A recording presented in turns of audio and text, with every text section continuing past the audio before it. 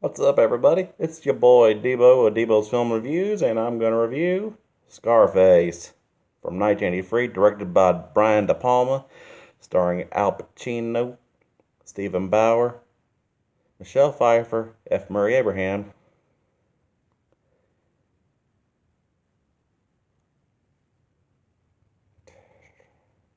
Mary Elizabeth Mastrantonio, Miriam Colon as Tony and Tony and Gina's mom, which Mary Elizabeth, of course, was Gina, of course. I mentioned Stephen Bauer as Manny, Robert Loggia, and that's an excellent take. Talk about an excellent cast when it comes to one of the greatest gangster movies of all time. And boy, was it one of the greatest ones, too. I mean, it broke cliche from when it went from conventional La Cosa Nostra to cartels of course, Al Pacino as the Cuban immigrant Tony Montana. It was Buddy Manny, of course. As they go from the rise and fall of American drug lord, and very quotable too, quotable and brutal masterpiece. I mean, come on. Lines like, "I kill a communist for fun, but for a green card, I'm gonna carve him up real nice." And Rabanga, that was political. He's political. Alongside, "Say hello to my little friend." And "No woman, no kids. What two things I got in this world I don't break for nobody. My balls and my word. And I don't break them for nobody." And yeah, I know I'll admit, my Tony Montana impression sounds more like Richard Nixon, but hey, whatever gets the laughs, which I hope y'all enjoy. And excellent take with Robert Loggia. Man, talk about the soundtrack and him are only two people that both appeared in or involved in this movie and the game Grand Theft Auto 3. I mean, Flashback FM for the Grand Theft Auto fans watching. And of course, Michelle Pfeiffer as Elvira. Kind of surprising with her name Elvira, and I'm surprised they didn't get the Oak Ridge Boys to put their song in the soundtrack. I mean, seriously.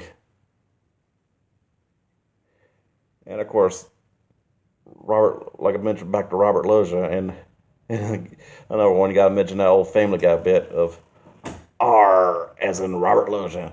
O as in oh my God, it's Robert Loggia.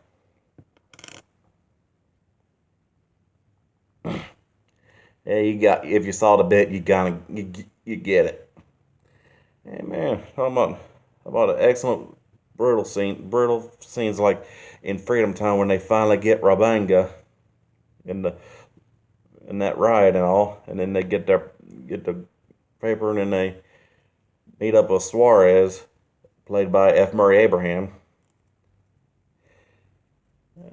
and then they do that deal where they in this well, and then right before old the gangster Colombian gangster tries to and his wife double crosses Tony and his buddy Angel, who didn't make it. Didn't spoiler alert, didn't make it, and then until Manny saved the day, and there's no something wrong when he wasn't too busy eyeing the ladies of Miami, which of course did him in when he wound up with Gina, of course, which was a bold move, which is one part that actually has and ties in along with The World Is Yours and sorry for the spoiler, but the death at the end, Tony's death at the end, which is both of convincing that were parts that were kept in this version and the original from 1942. And 1942 was a good one too. I mean, your typical prohibition fare with even with the off. I mean, the whole deal of the near beer signs and all because it was prohibition being 32 and prohibition wasn't ended until 33, of course. Back to 83 where you got the Cuban drug lord. And man, he did not like communists. I mean, that's one thing he hated more than being told than than when they tried to get him to break his code of no women, no kids. And of course, a good model for business, which was the ultimate rule: don't get high on your own supply. Old Frank tells him. And man, in that Cadillac, I mean, that was basically like a pimp mobile right there. I mean, old Tony took the phrase "have any woman you want" literally, given how. And I shall also mention excellent nod to Harris Yulin as Detective Mel Bernstein. And I mean, that was one crooked cop there, and right before, and who eventually got his due, and after Omar Suarez hangs from the chopper, and then Tony starts getting more and more obsessed with Elvira. Talk about some Elvira, man. And then of course he got then the Babylon Club shootout, which of course is one of the more epic scenes, and of course the cameo of Richard Belzer as a stand-up, and then I got that dude in the costume just starts dancing right before those two hitmen just show up, and then Tony just whips out his Beretta and goes bam bam bam bam bam bam bam, and then he and Manny give Frank Lopez, which of course was Robert Loggia, and Bernstein their due, right when Manny takes down Lopez, and then Tony says to Bernstein, "Every dog has his day," and bam, and then he says, "Hey Ernie, you want a job?" And of course, cut the push it to the limit montage of him building up, and then he gets the mansion, of course, which also for GTA reference, which is later on how this movie and Vice City always intertwined. I mean, with the TVs and how the interior of the mansion of the Versailles mansion looked the same and all. And of course, the downside of Manny when he tries to convince Tony to go to Silabomb, which of course was a cop, and then they try to do that hit in New York, and he's like, "No women, no kids." Then he turns on Suarez with his "Say hello to my little friend." Man, Scarface, I cannot see how anybody would not like this movie.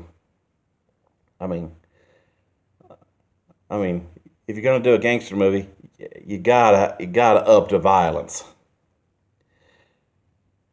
I mean, nobody wants to watch a character story about a whiner that one of those whiners that wants out and all.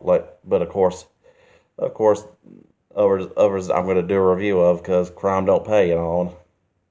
I will review along. And I'll say personally, this was Tony Montana was actually the best thing to Pacino done, and even Pacino himself would proudly brags about that. About even admits that Scarface is the best thing he's done. And that ended the scene with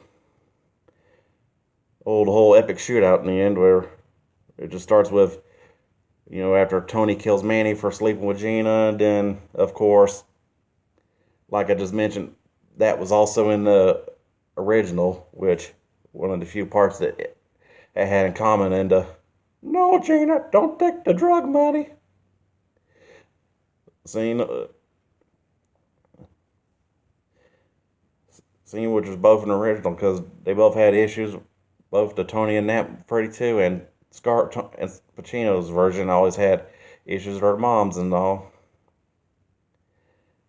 And of course, back to that epic shootout right before the old one gangster plugs a whole clip into Gina right before he snorts that literal mountain of cocaine. And I mean, he broke the golden rule: don't get high on your own supply of gangster life logic.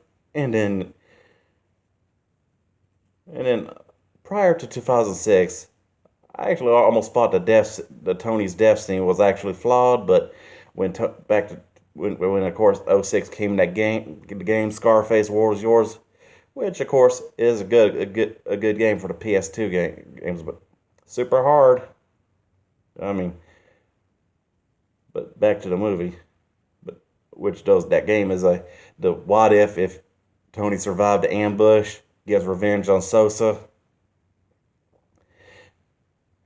and and then of course he had that and of course Tony just takes on those goons, multiple goons, and all with AR-15 with a grenade launcher around, only been done in with a guy with a dole barrel. And it's always that 180s movies where I swear 80s filmmakers, when they came to drag action movies, they always must have been Daryl Walter fans because they always got that one guy who always had a little like that and License to Kill, which I've mentioned that my review for that. Always had that one guy that always looked like DW. But that's a little off top. I know that's off topic. And of course, but overall, Scarface, one of the greatest action movies of all time, if not the greatest. And I mean, Brian De Palma did some epic masterpieces when it comes to gangster films like The Untouchables, Carlito's Way, and of course Scarface, his magnum opus. And man, overall casting characters of one of the best things Michelle Pfeiffer's ever done. Practically one of the best things Stephen Bauer ever done. I mean, given that he got pretty much got typecast as Manny, but no disrespect if you're watching this. I don't mean no disrespect if you're watching this, Stephen Bauer, but overall, Scarface, like I already mentioned, of course, Scarface gets a 5 out of 5. Enjoy.